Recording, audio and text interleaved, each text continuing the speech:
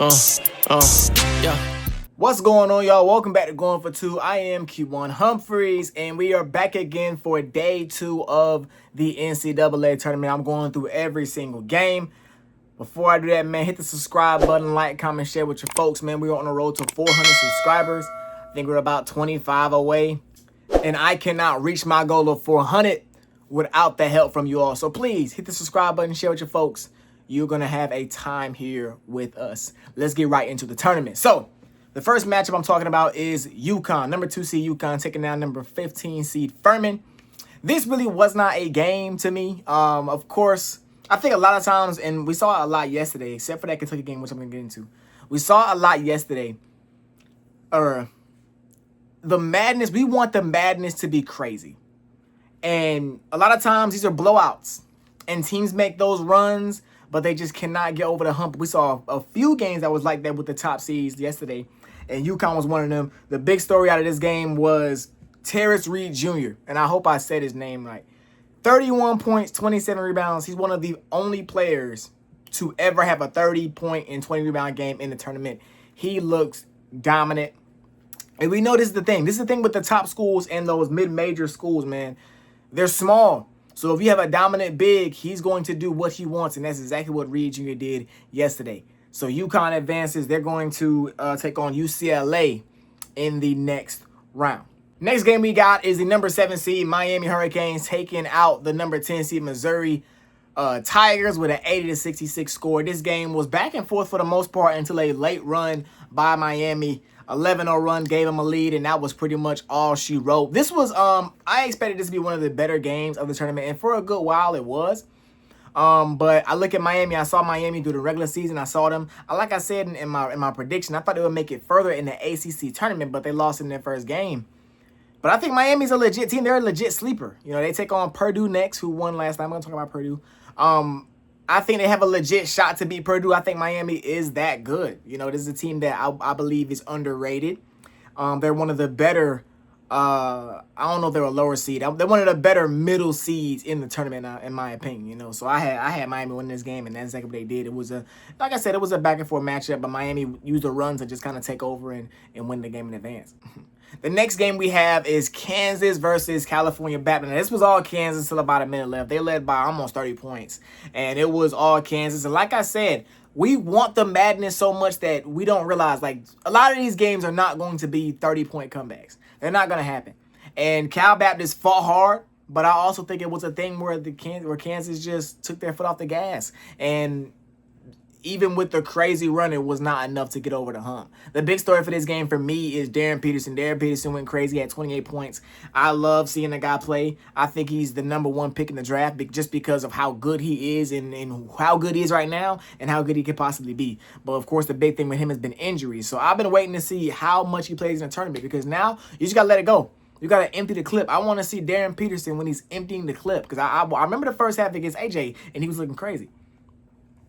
Kansas will take on St. John's on Sunday, and that's going to be a game, y'all. I'm looking forward to that game. That's going to be probably one of the better games of the round of 32 for sure.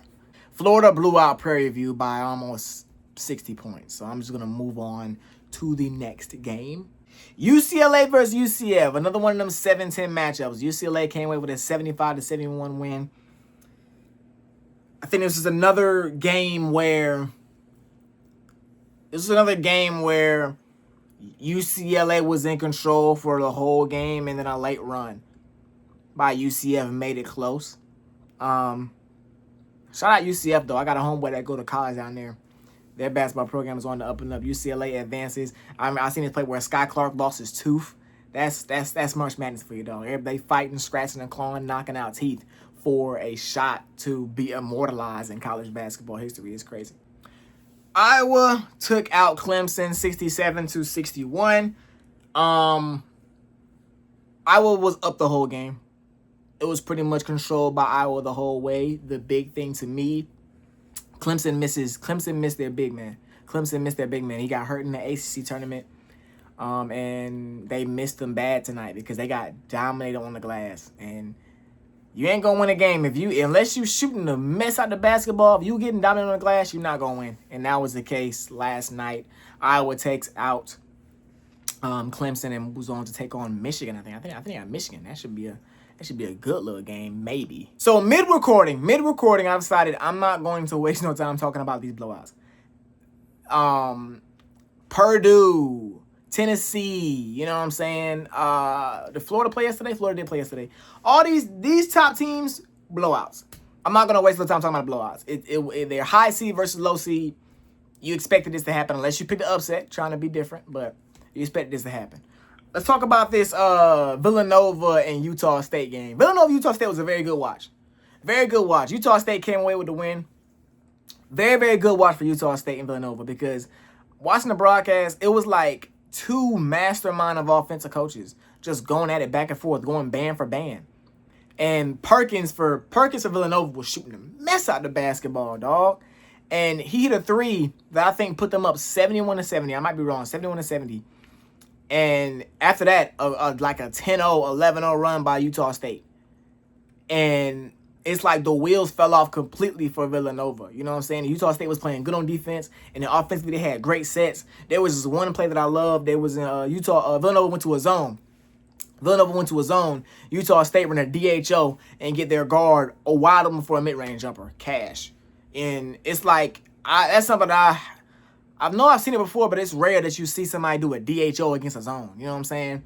Of course, you want to get to the middle of a zone, and I guess a DHO is probably the best way to do it. You pass the ball to the big, you have your one of your scorers cut from the wrap around from the corner, catch the ball free throw line, you wide open, bucket. That's very, very tough. Just late game execution. Late game execution for both teams were very, very different, and that made the difference. You know what I'm saying? That's just tough. Utah State advancing. They're going to go up against Arizona. And the way Utah State play offense, dog, they may be able to give Arizona some problems. They may be able to put that ball in the basket as Arizona. I'm looking forward to that matchup. I'm looking forward to a lot of these matchups because they're going to be better they should be better than the first round. But Utah State's I got my eye on Utah State for sure. Now, Virginia was on upset alert, y'all. Virginia was on upset alert against Wright State. Now, they came away with an 82-73 victory, but they was down for a little bit in that game. They was down for a little bit in that game up until Jakari White pretty much took over the game. You know what I'm saying? I think he scored 15 points in the second half, made plays for his teammates. He was the best player on the floor in the second half, and he was the reason why they advanced. Virginia, to me, coming in a bit, their main attribute was their ability to score the ball. They're one of the highest scoring teams in the country. And they scored, you know, they scored, but I think when they don't score, that's when they're in trouble because they're not the best at defense. Wright State put up 73 points on them. Not a good look, but I'm going to be honest. I'm not, for a lot of these top seed teams versus the lower seed teams, I understand these are young men. These are young guys, and it's easy to look over your opponents. So I'm saying, so we'll see how these guys look in the next round. There was nothing from Virginia that I felt like they were like frauds. It was just it's basketball. It's a game of runs, and they went on their run to win the game, and that was pretty much it. And the last game that I'm going to be talking about in this video is the Kentucky versus Santa Clara game. Now, I ain't expect this game to be nothing. I don't know about y'all. If y'all expect this game to be something, dog, but this was a game. And I mean, I'm watching the game the whole time. I'm thinking, okay, Kentucky gonna go on a run, they're gonna win the game. Kentucky gonna go on a run, they're gonna win the game, but Santa Clara just kept making shots, kept getting stops. Would get a timely turnover here, would get a timely three here. It was a little back and forth affair. And Kentucky tied the game up with a layup, boom. Santa Clara runs down the floor. Dude hits a big-time three, bam. I'm like, dang, that's it. That might be it. 7 seconds left on the clock. They get the ball to their guy. I got to see how I pronounce his name. Otega Oweh. I hope I didn't mess up your name, brother. Otega Oweh got the ball to him, and he shot the ball from half court. Bank shot, and it goes in. That, if there was any play from the first round that encapsulates what March Madness is and why we love it so much, it was that sequence right there. Kentucky ties it up. Santa Clara hits a three, and then a half-court bank shot. It's like the basketball gods will this stuff to happen. Because he probably would have missed that thing if it was like January. He probably would have missed that thing. He probably missed the half-court shot to win the game earlier this season. But it's like in March Madness, every clutch shot, you at the edge of your seat because you know like it's like magic. And that's crazy. But once that shot went down, I was like, okay, well, Kentucky gonna win it. Because for a team that's an underdog, bro, like, it's tough. When that kind of shot goes down at the buzzer, after you felt like you done exasperated everything to win the game, it's like now you gotta, first you at the high of hitting your big shot, then you at the low of hitting the shot getting hit against you, and you gotta get ready for 5 minutes of basketball. Momentum is real, and momentum shifted from here to all the way over there on Kentucky's side after that shot, man. So it is crazy, very, very crazy, man. Kentucky came away with an 89-84 win. And man, that concluded the round of 64. We got the round of 32 starting up today in a couple of hours from when I'm recording this video. So we're gonna see what the business is. We got a couple of good games I'm looking forward to now. A couple of good games I'm looking forward to. But that's all I got for y'all, man. Make sure you like, comment, subscribe, share with your folks. Until next time, go over to. We out of here. Yeah.